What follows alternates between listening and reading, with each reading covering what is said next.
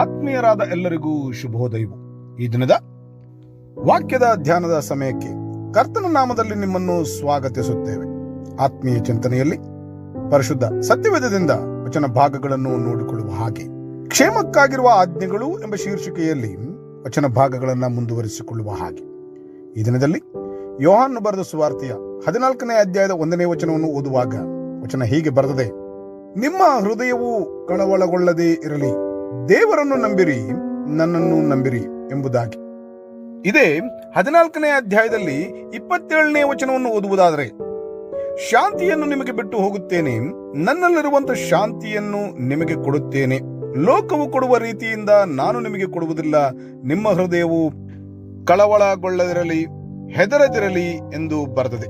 ಈ ಎರಡು ವಚನ ಭಾಗಗಳನ್ನು ಓದಿಕೊಳ್ಳುವಾಗ ಸಾಮಾನ್ಯವಾಗಿ ಚಿಂತಿಸುವ ಪ್ರಕಾರವಾಗಿ ಶೀರ್ಷಿಕೆಯಲ್ಲಿ ಗಮನಿಸುತ್ತಾ ಬಂದ ಪ್ರಕಾರ ಕ್ಷೇಮಕ್ಕಾಗಿರುವ ಆಜ್ಞೆಗಳು ಎಂದು ಓದಿಕೊಳ್ಳುವಲ್ಲಿ ಕ್ಷೇಮದಿಂದಿರಬೇಕಾದರೆ ಹೃದಯವು ಕಳವಳಗೊಳ್ಳದೇ ಇರುವ ಹಾಗೆ ಜೀವನ ಕ್ರಮದಲ್ಲಿ ನಡೆಯಬೇಕಾಗಿದೆ.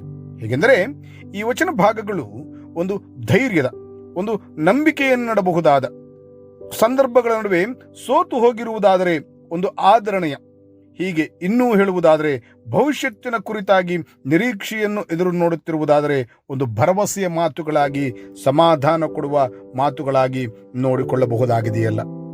ಇಲ್ಲಿ ಈ ವಚನ ಭಾಗದ ಸಂದರ್ಭವನ್ನ ಗಮನಿಸುವುದಾದರೆ 13ನೇ ಅಧ್ಯಾಯದಲ್ಲಿ ಗಮನಿಸುವ ಹಾಗೆ ಯೇಸು ಕ್ರಿಸ್ತನಿಂದ ಶಿಷ್ಯಂದರಿಗೆ ಹೇಳಲ್ಪಟ್ಟ ಸಂದರ್ಭವಾಗಿ ಕಂಡು ಬರುತ್ತಿದ್ದರೂ ಸಹ ಇಲ್ಲಿ ಪೇತ್ರನಿಗೆ ಹೇಳಲ್ಪಟ್ಟದ್ದು ಎಂಬುದು ಕೆಲವರ ಅಭಿಪ್ರಾಯ.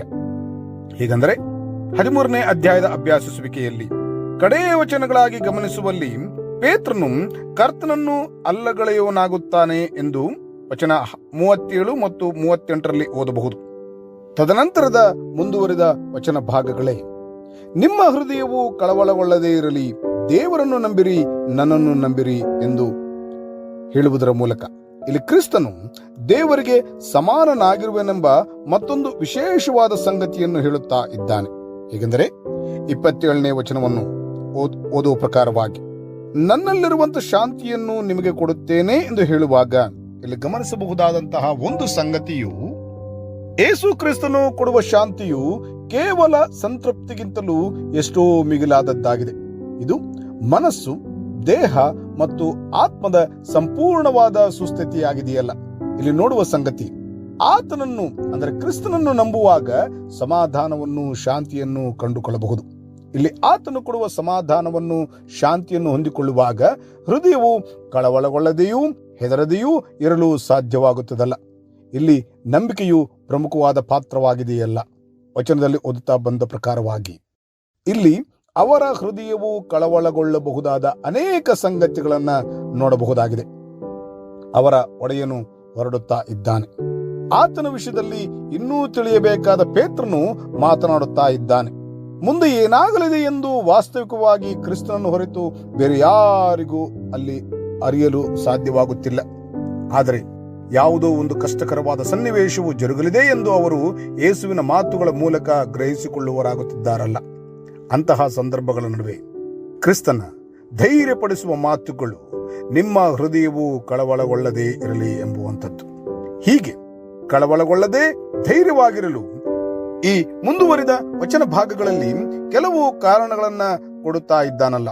ಅವುಗಳು ದೇವರನ್ನು ನಂಬಿರಿ, ನನ್ನನ್ನು ನಂಬಿರಿ ಎಂದು ಹೇಳುವುದರ ಮೂಲಕ ಆತನು ನಂಬಿಗಸ್ತನು.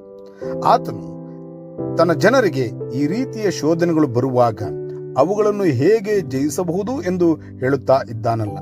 ಸನ್ನಿವೇಶಗಳನ್ನು ಅವರಿಂದ ನಿಯಂತ್ರಿಸಲಾಗದಿರಬಹುದು. ಆತನು ಯೇಸು ನಿಯಂತ್ರಿಸಬಲ್ಲನು ಮತ್ತು ಅದರಲ್ಲಿ ಅವರು ಕ್ರಿಸ್ತನಲ್ಲಿ ಧೈರ್ಯ ಹೊಂದಬಹುದು ಎಂದು ನೋಡಬಹುದಾಗಿದೆ.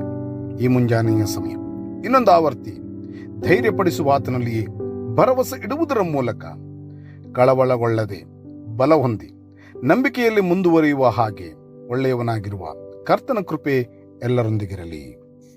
ಪ್ರಾರ್ಥನೆ ಮಾಡುವವರಾಗೋಣವೇ.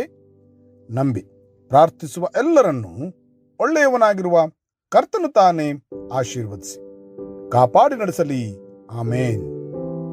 ಈ ಕಾರ್ಯಕ್ರಮದ ಬಗ್ಗೆ ನಿಮ್ಮ ಅಭಿಪ್ರಾಯ, ಸಲಹೆಗಳು ಹಾಗೂ ಯಾವುದೇ ಪ್ರಾರ್ಥನಾ ಮನವಿಗಳಿದ್ದಲ್ಲಿ ನಮ್ಮ ದೂರವಾಣಿ ಸಂಖ್ಯೆಗೆ ನೀವು ಕರೆ ಮಾಡಬಹುದು. ನಮ್ಮ ದೂರವಾಣಿ ಸಂಖ್ಯೆ 9902606453.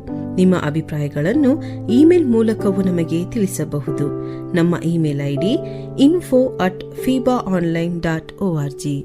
ವಂದನೆಗಳು.